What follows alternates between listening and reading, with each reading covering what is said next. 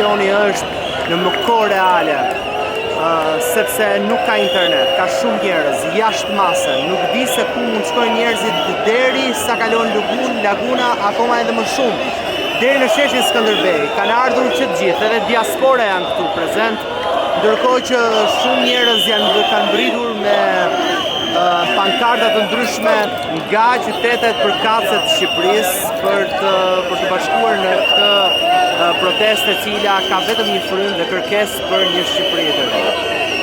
Në fakt është një protestë krejtësisht politike. Unë nuk dua që të marr më shumë kohë në raportim me portretin, sepse portreti i vërtet është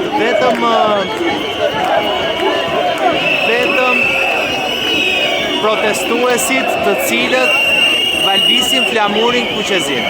E di që ka shumë djegës të mi, po edhe shumë shqiptarë që janë të diasporës që nuk kanë patur dot mundësi të jenë këtu prezent dhe kërkojnë që të shohin kohë reale se çfarë ndodh me protestën, po përpiqen t'ju tregoj se sa e gjatë dhe e largët është turma. Përpiqen që të gjithë që edhe mbeturinat t'i hedhin këtu për të qenë korrekte dhe për të ruajtur ambientin.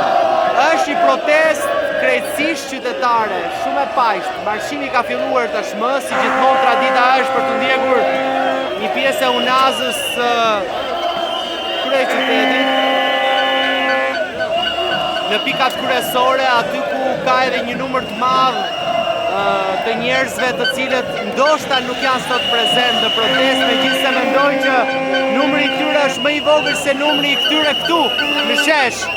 Thirrja është për dorëheqjen e kryeministrit, për ndjekjen e tij në aspektin ligjor, jo vetëm po edhe ndaj liderit të opozitës. Pra kërkohet një kastë e re politike, kërkohet një kastë e re e cila do drejtojë vendin, një qeveri teknike, ndryshime kushtetuese.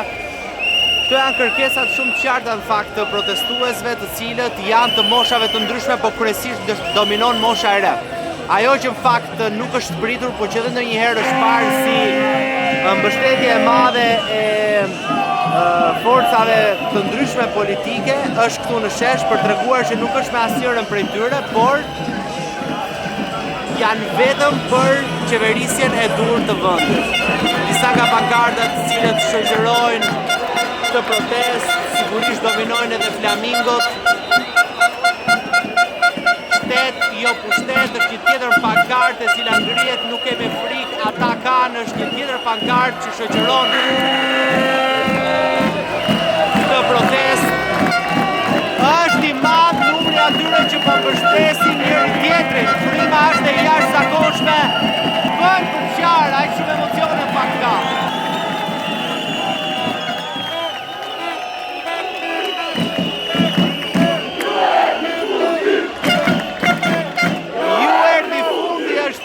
Që kanë protestuesit, është thirrja një zëri që bëjnë që të gjithë. Ju erdhi fundi. A është ky vërtet një fund për gjithë kastën e vjetër politike? Vetet për të diskutuar, por kryesorja është që tregohet mbështetja që i jepet të gjithë atyre të cilët duan të sjellin një lloj ndryshimi. Kjo është fryma e protestës kundër zhvillimeve anti-shqiptare, kundër investimeve anti-shqiptare, të cilat zhbëjnë bukuritë e Shqipërisë, ato bukuri që nuk do të munden më shqiptarët të shijojnë. Edhe figurat të ndryshme publike janë bashkangjitur, ndërkohë që thirrjet janë nga më të ndryshmet, janë të gjithë në unison, marshimi është krejtësisht normal, natyral. Të gjithë respektojnë njëri tjetrin, respektojnë edhe ambientin. Wow!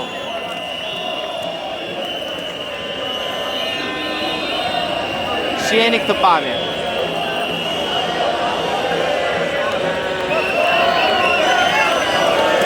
Wow, çfarë emocione. Doj që të gjithë që të komentoni se nga po e ndiqni protestën e cila po mbahet sot. Është dita e 21, është protesta e 21 që vazhdon ende parë në ritmit vetëm duke ushtuar këtë radhë dhe me diasporën e bashkangjitur. Ndërkohë një pjesë e medias sigurisht e ka bojkotuar në fillim ose nuk e ka pasqyruar, por kanë qenë influencerat dhe personazhe publik të ndryshëm që e kanë transmetuar. Ka përdorur rrjetet e tyre sociale për të shfaqur protestën ditën e sotme, ose që nga dita e saj e parë.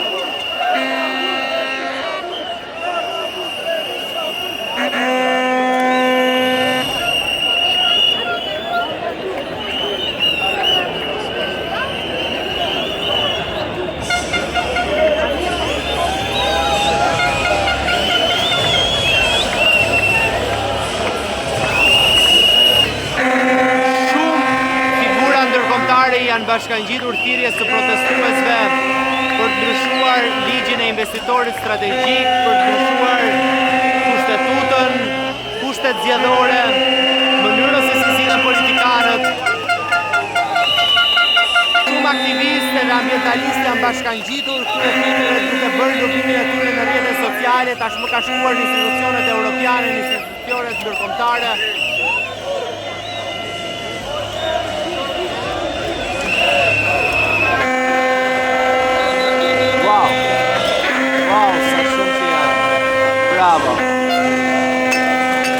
Është gati e pamundur të mos përfshihesh emocionalisht në këtë protest.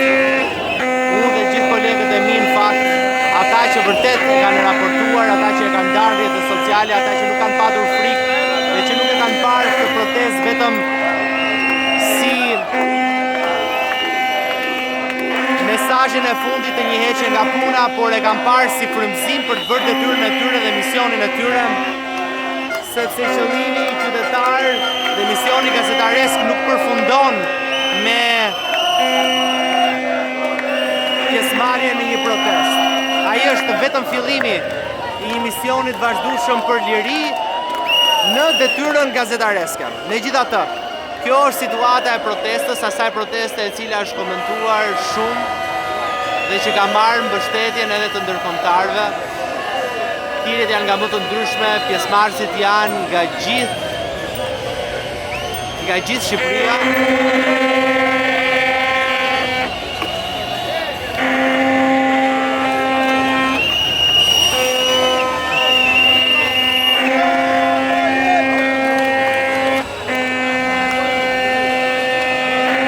Lini komentin tuaj mi si e keni parë ju këtë protest, a është ky protest frymëzimi për ju apo jo?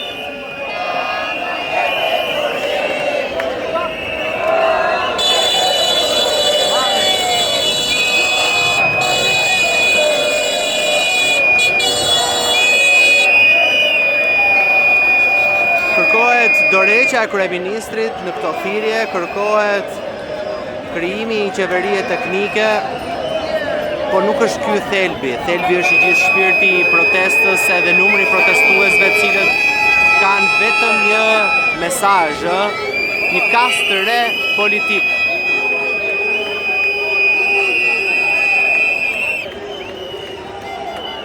Shihni pak, rradha vazhdon rradha deri atje. Wow. Shihni pak se si është i mbushur, sepse janë duke marshuar në këto momente në drejtim të piramidës.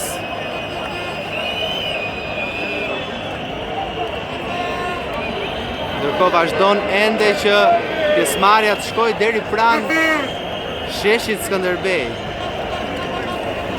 Është një numër i jashtëzakonshëm pjesëmarrësish. Afrohemi për tek podiumi.